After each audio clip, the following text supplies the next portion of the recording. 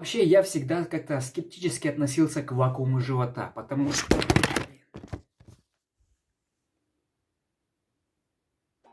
Привет! Это видео я посвятил тому, чтобы провести свой челлендж, эксперимент, называй как хочешь. В общем, суть в том, что 30 дней подряд я буду выполнять вакуум живота.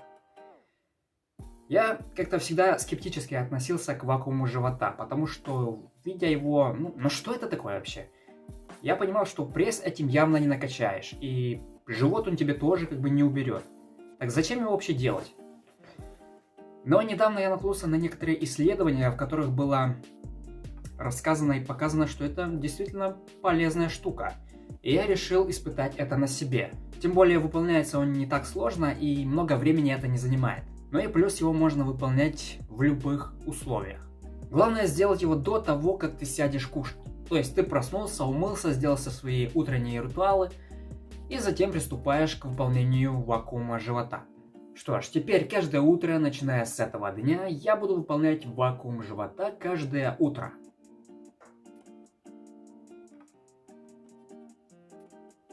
Теперь, как вообще делать вакуум живота? Для начала нам нужно сделать полный выдох, то есть выдохнуть весь воздух из легких. Получается, мы вдыхаем без воздуха.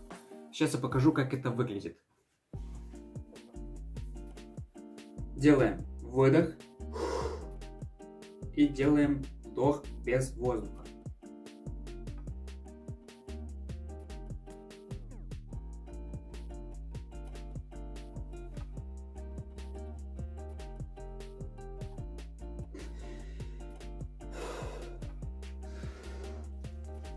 Я буду выполнять таких 4 подхода по 10-15 секунд с задержки дыхания. Но это на первое время. Дальше я постараюсь увеличивать это время.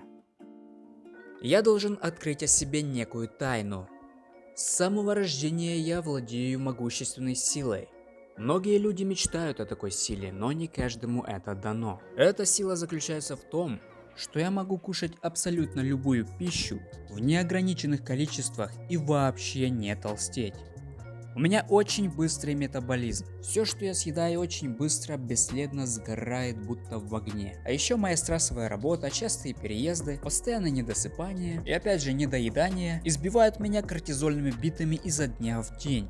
И в моем случае, чтобы хоть как-нибудь набрать массу, мне нужно только тренироваться, а все оставшееся время только восстанавливаться и кушать. Но пока что в ближайшем времени мне это не светит.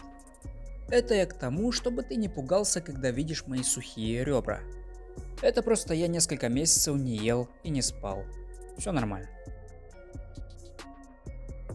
Теперь главная тема этого видео. Есть такое заблуждение, что если делать вакуум, то у тебя появится пресс. Я не знаю, почему некоторые так думают. И откуда вообще возьмется пресс, если ты его не качаешь? Я, кстати, его тоже несколько месяцев не качал, поэтому у меня его нет. Говорю как есть, я же честен с тобой. Но в ближайшем времени я им займусь. Итак, в первый день своего экспериментного челленджа я сделал 4 подхода по 15 секунд. Так как я раньше ничего подобного не делал, то у меня были некие интересные ощущения. По окончанию 4-го подхода я чувствовал максимальное расслабление в мышцах живота. Ничего подобного ранее я не ощущал. Это было, пожалуй, единственное заметное ощущение, которое я ощущал после каждой тренировки на протяжении где-то 5 дней. Потом я просто привык к этому. Каждое мое утро выглядело вот так.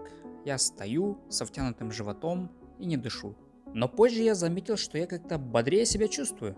После этих утренних практик я как будто быстрее просыпался. И это отлично, значит какой-то толк от этого есть. Чаще всего я выполнял вакуум именно таким образом. Это чтобы исключить мышцы живота. Именно в таком положении вакуум максимально полезен.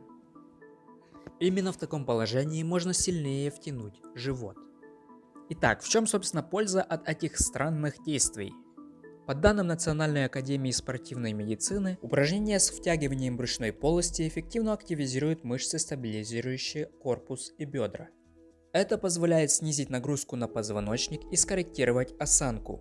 Во время выполнения вакуума повышается внутрибрюшное давление, за счет чего происходит своеобразный массаж внутренних органов. По словам врачей, он оказывает тонизирующее действие на кишечник, органы пищеварительной и репродуктивной систем. Кроме того, вакуум улучшает кровообращение и ток лимфы по телу. Лично меня заинтересовала именно коррекция осанки и увеличение объема легких. И еще усиление кровотока. Это для меня важно, так как я с детства страдал дистонией. Это когда падает давление, сосуды сужаются и кровь плохо циркулирует по телу. От чего кружится и болит голова, ходишь бледный как зомби, и тебе ничто не мило, ты не понимаешь, на каком свете ты вообще живешь. Все это ощутимо проявлялось еще в детстве. Но от когда я активно начал заниматься спортом, то эта зараза проявляет себя очень и очень редко. Так что на собственном опыте могу с уверенностью сказать, что спорт – это жизнь. Спорт реально лечит. Еще я заметил, что после выполнения вакуума я очень сильно хотел есть. Я, конечно, и до вакуума хотел кушать, так как я делаю его натощак, но после вакуума голод усиливался. Это просто еще одно интересное мое наблюдение.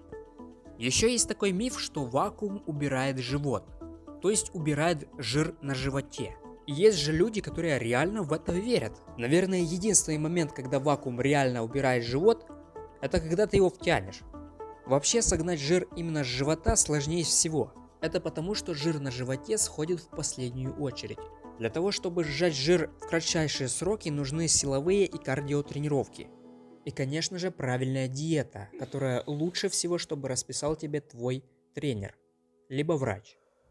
Итак, по окончанию 30-го дня я понял, что никаких реально ощутимых результатов изменения своей фигуры я не увидел.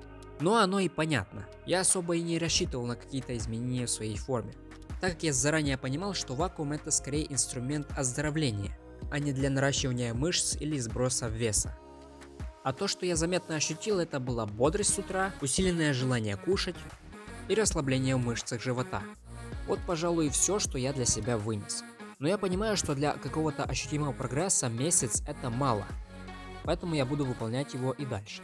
Если хочешь от меня каких-то более практичных советов, тогда переходи по подсказке и смотри это видео. Видео о том, как не набирать вес во время застолий. Вот фрагменты из видео. Белковую пищу, мясо, курица, например, или бобовая. Белковая пища дает ощущение сытости. 4. Больше клетчатки. Кушай больше зелени, фрукты и овощи. Такая пища даже при чрезмерном ее употреблении не отразится на твоей фигуре, но даст ощущение сытости. 5. Откажись от сахара.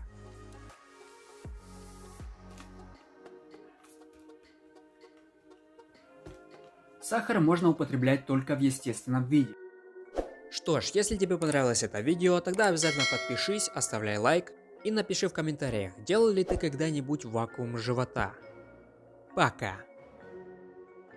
Всегда скептически относился к вакууму живота.